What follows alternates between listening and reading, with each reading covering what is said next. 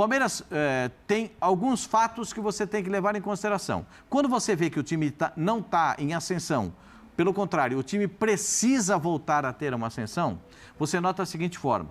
O Palmeiras voltou a ter a zaga titular.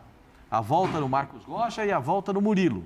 Perfeito? Certo. Então, o Palmeiras jogou com a zaga titular. O Palmeiras jogou com os 2 volantes titulares. Não sofreu. Sofreu uma cabeçada do Vitão. Não teve sofrimento, perfeito? Quando você olha do meio para frente, você já vê muita diferença. Primeiro, o Veiga não está jogando do nível do Veiga que eu pedi na seleção brasileira. Achei uma injustiça o Veiga não ser convocado sequer pelo Tite para ser observado na seleção do Brasil. Foi agora, recentemente, com o Ramon como treinador, foi agora para a seleção brasileira. E a gente vê, ontem o garoto John fez um jogo muito interessante. Porque o John não é um ponta, um meia ponta, ele é um meia por dentro. E ele trouxe muito jogo por dentro. E ele desafogou a defesa do Palmeiras e muitas vezes abriu espaço para a passagem do Piquerez. Né? Então o John para mim fez um bom jogo. O Flávio Lopes... os Johns foram os melhores do jogo. O John de um lado, o John do outro. Aí são 3 Johns, né? John. Aí são 3, mas são só 2 jogadores. E tem o Johnny do Inter também que não jogou. O Johnny tá fora porque está com um problema de gastroenterite. Do outro lado, você vê o Palmeiras com dificuldades. Na saída pro centroavante, o jogo de ontem não era para característica do Flávio Lopes. Era para característica do Rony. Mas é que o Rony não foi, nem ele, nem o Dudu, porque estão voltando a ter uma preparação física melhor de tanto desgaste que estavam. E a gente vê o time do Palmeiras ainda sem ter aquela conexão do meio para o ataque.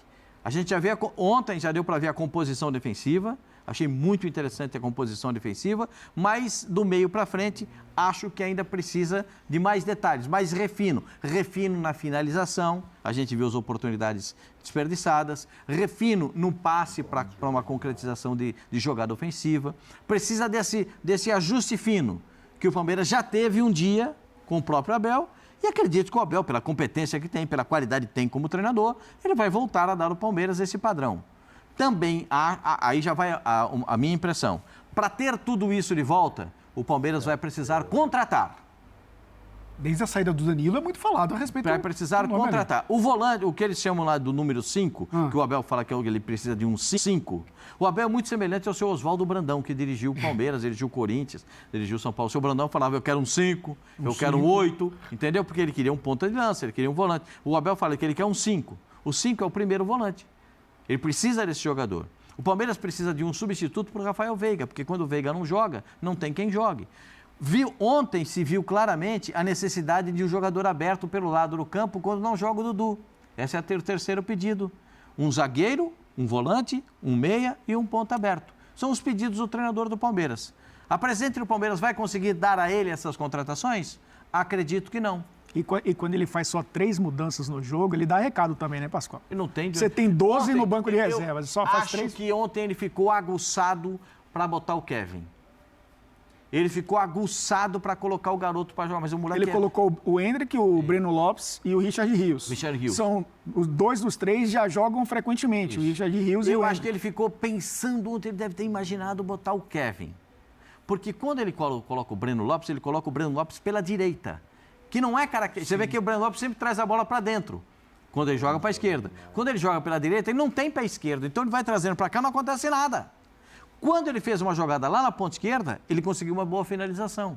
Também uma defesa do goleiro do Internacional. Então eu acho que fica a mensagem do Abel para a direção e para o torcedor do Palmeiras, porque o Abel, quando ele não fala para mim, não fala para você, não fala para a gente aqui de uma forma geral. Ele fala para o torcedor. Ele manda a mensagem para o torcedor do que ele precisa, das necessidades que ele vê, do que ele está entendendo. Quando ele diz, por enquanto eu estou me entendendo bem com a diretoria, quando não me entender eu vou embora, entendeu? Então, ele falou, faço como meus outros patrícios, me vou.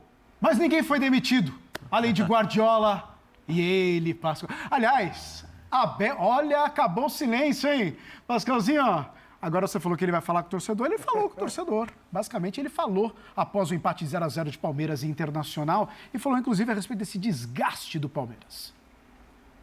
Eu vou-te falar do treinador Abel Ferreira e dos torcedores que vêm falar diretamente comigo.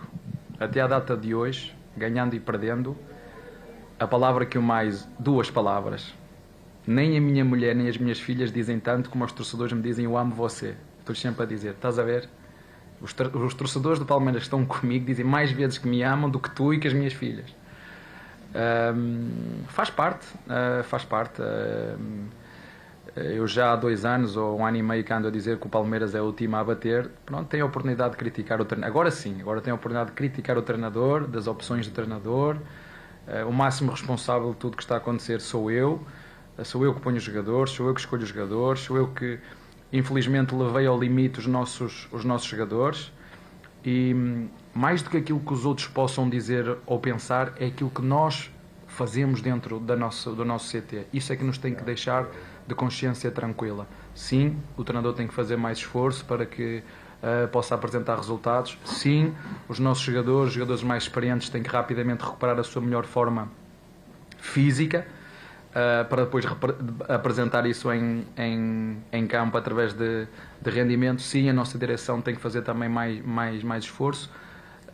Todos somos um em todos os momentos, por isso, se querem um treinador que só ganha, vamos ter que trocar, porque eu não ganho só. É isso. Zinho, para bom entendedor, meia palavra basta. Eu não sou um bom entendedor, mas eu acho que ficou um recado para a direção ali. Tá pedindo jogador, basicamente é isso, não? Também. Mas assim, ele também assume a responsabilidade dele. Muito boa a entrevista. Como é bom, às vezes, ficar um tempinho sem dar entrevista, que você tá mais suave, mais calmo, né? Assim, num bom tom, muito verdadeiro. Né? Realmente a torcida do Palmeiras está com o Abel e tem que estar. Porque esse cara ganhou, ele é o segundo maior vencedor entre treinadores na história do Palmeiras, junto com o Vanderlei Luxemburgo. Só está atrás do Brandão, não é isso, Pascoal? É. Do Oswaldo Brandão. Então, assim, cara, esse cara tá na história do clube. Pra mim, é o maior treinador da história do Palmeiras, pra mim, na minha opinião. Olha que eu trabalhei com o Filipão e com o Vanderlei. Monstros. Eu não tô dizendo que ele é o melhor treinador, mas ele é o maior, porque ele é bicampeão.